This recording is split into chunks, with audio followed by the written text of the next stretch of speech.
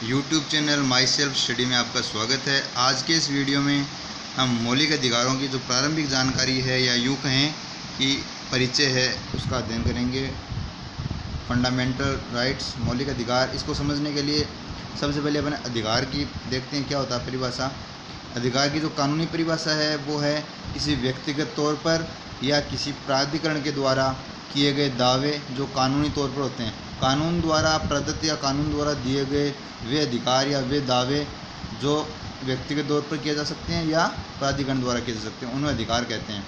और अगर नैतिक परिभाषा इसकी देखें तो अधिकार उन परिस्थितियों को कहते हैं जिनके बिना एक व्यक्ति का सामाजिक जीवन उच्चतम स्तर पर नहीं हो सकता या फिर सामाजिक जीवन चल नहीं सकता, उनको अधिकार कहते हैं। तो अब मानवाधिकार क्या होते हैं? मानवाधिकार अगर अपन शब्द की बात करें तो मानव प्लस अधिकार, मानव के जो अधिकार ह्यूमन राइट्स, और ये अधिकार हैं वो इंसान के जन्म के साथ ही मिले हुए रहते हैं उसको। अब सर्वप्रथम 16वीं शताब्दी में उदारीकरण के युग में 3 प्राकृतिक अधिकार दिए गए थे। उसमें प्राकृतिक अधिकार का मतलब है प्रकृति के द्वारा दिए गए वो अधिकार जो किसी भी इंसान के पास वो अधिकार नहीं है कि उनको छीना जा सके। जैसे जीवन जीने का अधिकार है, स्वतंत्रता का अधिकार है, संपत्ति का अधिकार है, ये वो अधिकार हैं जो प्रकृति प्रदत्त अधिकार हैं। लेकिन जैसे हिटलर का युग आया, तानाशाही के दौरान ये अधिकार सब खत्म होने लगे, उसने सब किसी भी अधिकार को नहीं माना, तो इससे विश्व युद्ध हुए और विश्व युद्ध में काफ़ी हानि हुई। तो सभी देशों ने मिलकर संयुक्त राष्ट्र संघ का गठन किया। तो द्वितीय विश्व युद्ध की समाप्ति पर संयुक्त राष्ट्र संघ का निर्माण किया गया और 10 सितंबर 1948 को संयुक्त राज्य मानवाधिकार घोषणा पत्र जारी किया गया। मतलब मानवाधिकारों के बारे में बहस हुई और मानवाधिकार घोषणा पत्र जारी किया गया।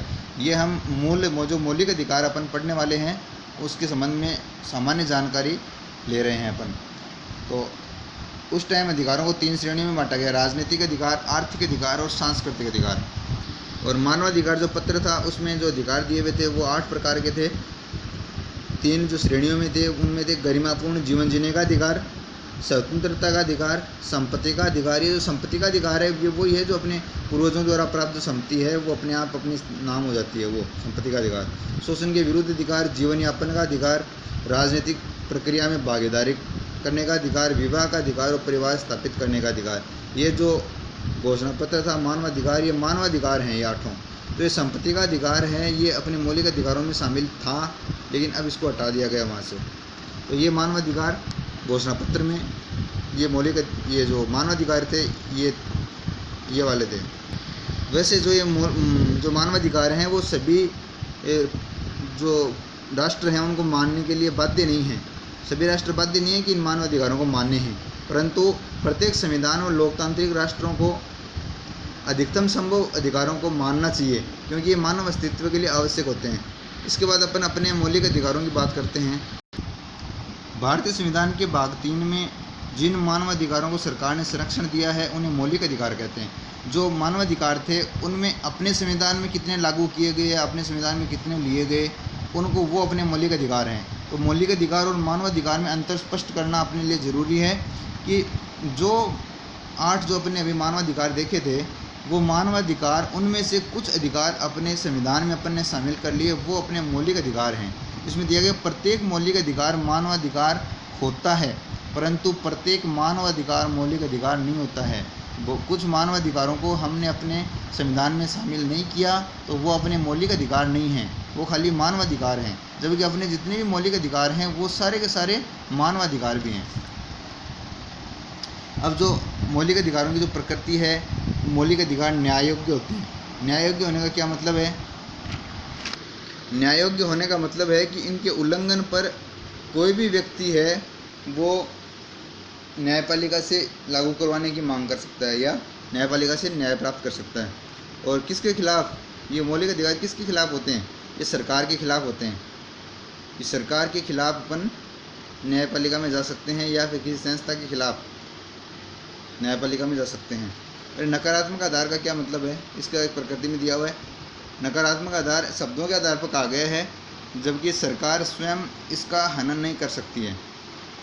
सरकार इसका अगर हनन करे तो अपन इसके विरुद्ध न्यायपालिका में जा सकते हैं। सरकार ने केवल अपनी योग्यता या सक्षमता के अनुसार गारंटी दी है। ये जो मौलिक अधिकार हैं ये सरकार द्वारा दी गई गारंटी है कि आपको ये अधिकार सरकार के द्वारा प्रदान किए जाएंगे, ऐसा संविधान में लिखा गया है। और अगर सरकार इसके लिए बाध्य है अपने को अधिकार प्रदान करने के लिए, ये जो संपूर्ण अधिकार नहीं है, ये प्रतिबंधित या सीमित अधिकार हैं। क्योंकि सीमित कब हैं, प्रतिबंधित कब हैं, ये हमेशा स्वयं के लिए ही लागू करने हैं। इसका दूसरों को ये प्रभावित नहीं कर सकते। कहने का मतलब इतना ही है, दूसरों को प्रभावित अगर ये करते हैं तो ये मौलिक अधिकार अपने को प्राप्त नहीं होंगे। अपने तक ही सीमित रखना है। किसी अब अपने मौलिक अधिकार अगर चाहते हैं, लेकिन वो मौलिक अधिकार नहीं होगा। कब नहीं होगा, जब अगर उस अपने अधिकार से किसी दूसरे का मौलिक अधिकारों का हनन हो रहा है, तो वो मौलिक अधिकार अपने को सरकार नहीं दे सकती। संपूर्ण अधिकार नहीं है, प्रतिबंधित अधिकार है। प्रतिबंधित कि अपन अब जैसे राष्ट्रहित में सारे मौलिक अधिकार सरकार अपने से छीन सकती है। अगर कहीं आपातकाल लग जाए तो मौलिक अधिकार अपने से छीन सकती है। तो ये सीमित हो गए कि हमेशा के लिए नहीं है। ये राष्ट्रहित में इसको वापस भी लिया जा सकता है।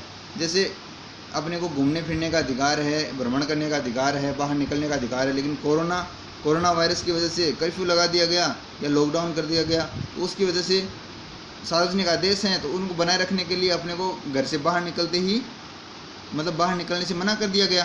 तो ये सार्वजनिक आदेश को बनाए रखने के लिए भी ये प्रतिबंधित और सीमित हैं। और कमज़ोर वर्ग के हितों को बचाने के लिए अगर अपने मौलिक अधिकारों को अपन लागू करवाते हैं और इससे अगर किसी कमज़ोर वर्ग का, जिसको वास्तव में ज़रूरत है, उसका अगर हनन हो रहा है, तो अपने को मौलिक अधिकार नहीं मिलेंगे। इसलिए ये प्रतिबंधित और सीमित अधिकार हैं, संपूर्ण अधिकार नहीं है। अब अपन अपने मौलिक अधिकारों की सामान्य जानकारी लेते हैं। ये मूल संविधान में अपने को 7 मौलिक अधिकार प्राप्त थे और वर्तमान में 6 मौलिक अधिकार प्राप्त हैं। एक को हटा दिया गया। ये अनुच्छेद 12 से 36 के मध्य दिए हुए हैं और संविधान के भाग 3 में हैं। जो 7 मौलिक अधिकार थे, उनमें से जो संपत्ति का अधिकार अनुच्छेद 31 में था, उसे 44वें संविधान संशोधन 1978 के माध्यम से हटा दिया गया। अब जो 6 बचे हुए हैं, उनमें से समानता का अधिकार अनुच्छेद 14 से 18 तक है, स्वतंत्रता का अधिकार अनुच्छेद 19 से 22 तक है, शोषण के विरुद्ध अधिकार अनुच्छेद 23 से 24 तक है, धार्मिक स्वतंत्रता का अधिकार अनुच्छेद 25 से 28 तक है, संस्कृति व शिक्षा का अधिकार अनुच्छेद 29 और 30 में, और संवैधानिक उपचारों का अधिकार अनुच्छेद 32 में है। और इनकी अपन चर्चा विस्तृत रूप से अगले वीडियो में करेंगे।